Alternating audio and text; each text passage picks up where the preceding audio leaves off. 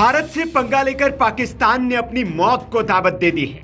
भारत के निर्दोष नागरिकों पर कश्मीर के पर्यटन स्थल पर हमला करके पाकिस्तानी आतंकियों ने हमास वाले हमले को दोहराया है। इजराइल में जैसे हमास ने म्यूजिक कंसर्ट पर अटैक किया था, कुछ वैसे ही यह हमला था, इसलिए इसका जवाब भी वैसा ही भयंकर होने वाला है। 26 लोगों की मौत का बदला पाकिस्तान की बर्बादी से होगा। पूरा पाकिस्तान तड़पेगा, तरसेगा, भारत के आगे गिड़गिड़ाएगा। पीएम मोदी ने वो एक्शन ले लिया है जिसके बाद पाकिस्तान में त्राही त्राही मचने वाली है। भारत ने पाकिस्तान के पानी को रोकने का फैसला ले लिया है। इस फैसले का मतलब कितना बड़ा है, ये आप जम्मू कश्मीर के पूर्व डीजीपी एसपी वैद से समझ लीजिए। पानी आज सबसे अहम जिंदगी के लिए पानी है, और पानी अगर बंद हो गया तो पाकिस्तान का हुक्का पानी बंद हो जाएगा, और उसका एग्रीकल्चर इफेक्ट होगा, उसका पावर जनरेशन इफेक्ट होगा, उसका पीने की पानी की किल्लतें आएंगी, तो उसमें तकलीफ जरूर होगी। कुछ पाकिस्तानियों को मैं टीवी में देख रहा था कि आम आदमी को हर्ट करेगा, तो ये जो यहाँ इनोसेंट लोग मारे इनके दहशतगर्दों ने, वो क्या आम आदमी नहीं है क्या? तो इस तरह का आर्गुमेंट नहीं चलेगा। दूसरा, मेरा ये भी सभी से अपील रहेगी कि अल्टीमेटली असली टेररिस्ट पाकिस्तान की आर्मी है और वहां की डीप स्टेट है। डीप स्टेट मीन्स वहां की पाकिस्तान की आर्मी और पाकिस्तान की आईएसआई, ये सारा वहां के लोग मेजॉरिटी हो सकता है नहीं चाहते हो ऑल दिस। ये वहां की ये जो डीप स्टेट है वही सब कुछ करवाती है, ये उसी की पॉलिसी है जो ब्लीड इंडिया बाय 1000 कट्स। तो उसको हर्ट करने के लिए हमें कदम उठाने पड़ेंगे। जब तक आर्मी और वहां की आईएसआई को डर का माहौल ना हो, जब तक उनको दहशत ना हो, तब तक भारत चैन से नहीं रहेगा, और वो मुझे विश्वास है वो कदम भी बहुत जल्दी आएंगे। बहुत बड़ा फैसला 1960 में ये ट्रीटी साइन हुई थी, और उसमें मैक्सिमम 70% पानी पाकिस्तान को दे दिया गया था।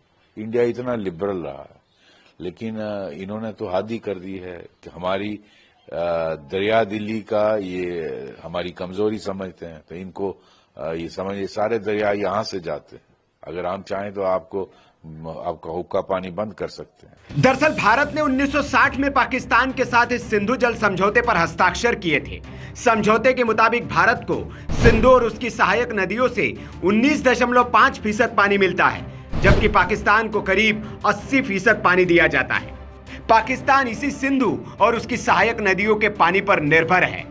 भारत ने यह पानी रोक दिया, इसका मतलब ये कि पाकिस्तान सिर्फ बूंद बूंद के लिए तरसेगा ही नहीं, बल्कि दाने दाने को मोहताज भी हो जाएगा।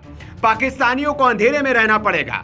दरअसल सिंधु नदी के पानी का 93% हिस्सा पाकिस्तान में सिंचाई के काम आता है, जिसके बिना पाकिस्तान में खेती असंभव है। इसलिए खाद्यान्न संकट वहां पैदा होगा।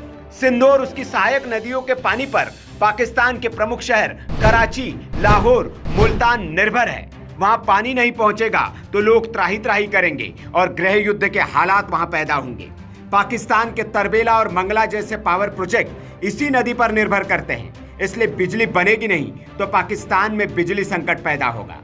बिजली उत्पादन ठप होगा तो उद्योग धंधों पर इसका असर पड़ेगा। मतलब भारत ने पाकिस्तान के इस नस को काटकर उसका गला काट दिया है।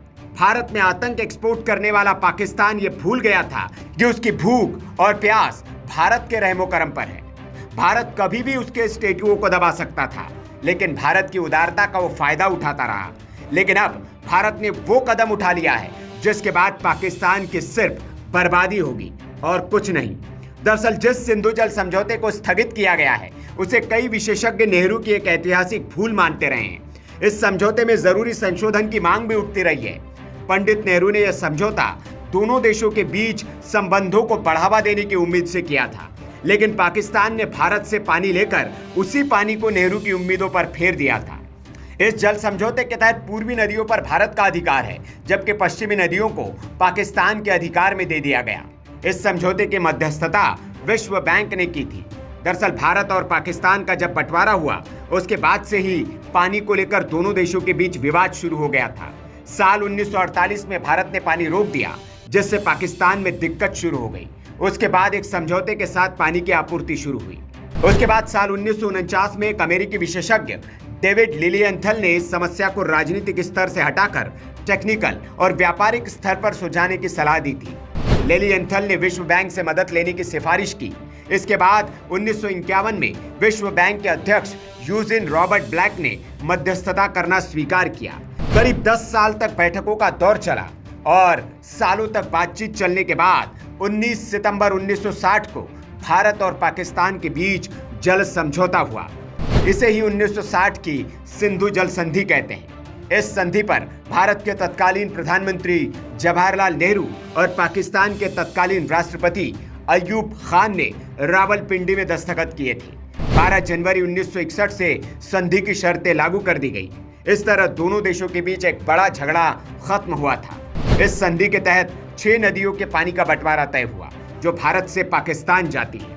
3 पूर्वी नदियों रावी, व्यास और सतलज के पानी पर भारत का पूरा हक दिया गया, जबकि 3 पश्चिमी नदियों झेलम, चिनाब और सिंधु के पानी के बहाव को बिना बाधा पाकिस्तान को देना था। लेकिन अब भारत ने उस समझौते पर ब्रेक लगा दिया है। जाहिर है पाकिस्तान वैश्विक मंच पर इस मुद्दे को उठाएगा, लेकिन उसके हाथ कुछ आने वाला नहीं है, क्योंकि आतंकियों को भारत भेजने वाले पाकिस्तान की नस अब भारत ने दबा दी है। अगर पाकिस्तान भारत में आतंकियों को भेजेगा तो भारत पाकिस्तानियों को पानी कैसे पिला सकता है? अब पाकिस्तान के पास एक ही उपाय है कि वो भारत के आगे सरेंडर कर दे या फिर अपनी मौत खुद मरे।